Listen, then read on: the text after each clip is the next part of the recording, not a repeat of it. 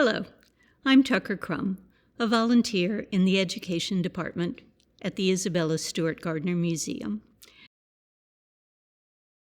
This is a wonderful painting of a dramatic Spanish dance performance by the American artist John Singer Sargent.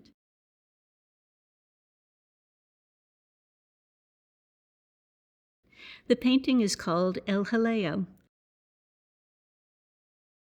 a Spanish word which loosely translates into English as the ruckus, and references a dance called El Jaleo de Jerez. The painting is on the ground floor of the museum in a gallery adjacent to the courtyard built to showcase it. Gardner tore down her music room 10 years after the museum opened in order to make room for its display.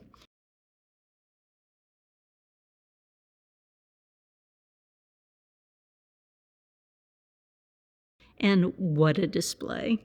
With this masterful installation, we are able to appreciate Gardner's and Sargent's true genius.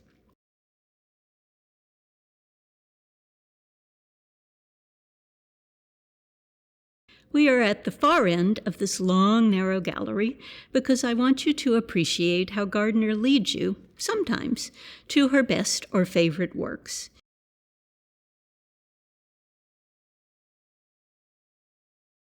She does it here with juxtapositions of light and shadow.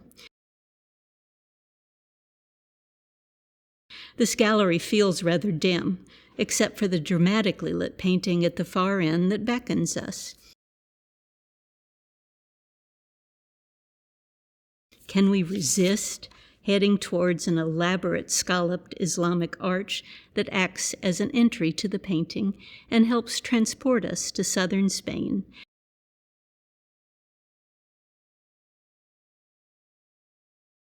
As we pass hundreds of colorful, hand-painted Talavera wall tiles on the right.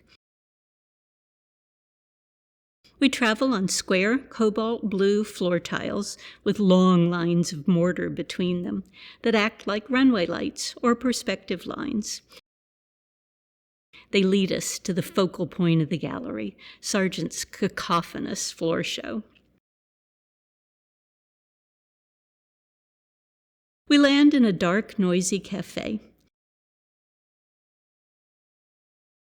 Gardner has defined an approximate 8 by 15 foot space by discontinuing the blue floor tiles at the arch and extending the plain gray floor of the painting. On the right, we are given the location in a wall tile, Seville. A table and chairs invites us to join as spectators of the performance. The base of the large gold frame is squared off at the bottom to feel more like a stage. In the foreground of the painting, a dancer is lit from the lower right, creating stark shadows on the wall and a dramatic tone. The dancer has light skin and black hair pinned up above her neck. She's leaning back, her body viewed in profile, facing right, forming a diagonal line from her head to her extended foot. Her right arm seems to jerk up the folds of her floor-length white satin skirt to reveal a high-heeled shoe. We can sense the rustle of that moving satin because of the thick angular strokes of paint and the almost impossible position of her arm. She can only hold that pose for an instant. Her left arm is extended straight out, with her thumb and middle fingers curled in and touching, as if holding castanets.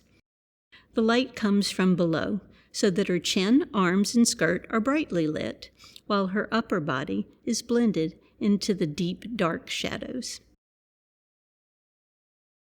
There's a horizontal line of 6 musicians and 2 women seated behind her, their shadows playing on the gray wall. The male musicians, who are all to the left of the dancer, are similarly dressed in black coats and hats with white shirts. 3 of them strum guitars. 2 extend their arms to clap rhythmically, and 1 tilts back his head, mouth wide open, neck cords tight as he belts out a song. The 2 women, sitting behind and to the right of the dancer, are probably waiting their turn to perform.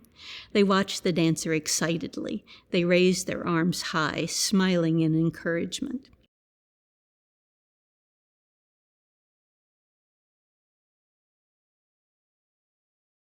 The overall color palette of the painting is subdued. Taupe gray walls and floor, black and white clothing, but Sargent intersperses splashes of color and includes surprise elements. 2 brown guitars hang on the wall above a red handprint. The main dancer's shawl appears as flying black feathers with turquoise iridescent flecks. The 2 seated women on the far right wear white skirts, but their red and fuchsia shawls draw our attention.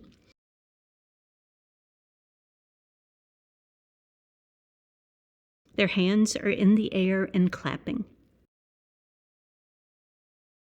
On the seat of an empty white chair in the middle of that line of somberly clothed musicians on the left, a single round orange rests, as if it was a placeholder or snack for a missing musician taking a break. On the wall on the far right, written twice in red, is the word Ole. John S. Sargent, 1882, is signed in black paint at the top right. Gardner was passionate about music, so it's not surprising that she chose a painting to replace her music room that is filled with sound and action and movement.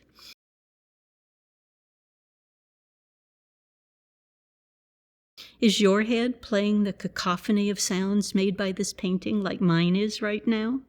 Castanets clicking, women trilling, skirts swishing, heels tapping, deep male voice singing, guitars reverberating, clapping, whistling, audience whooping. What other sensory experiences have Sargent and Gardner created? Do you smell the sharp acrid wine in the large fluted terracotta jar near the painting? Have we been transported so completely that we feel the heat from the floor lights illuminating the stage, or share the exhilaration and nervous butterflies of the waiting dancers who are about to go on? What else does Sargent's painting or Gardner's installation evoke in you?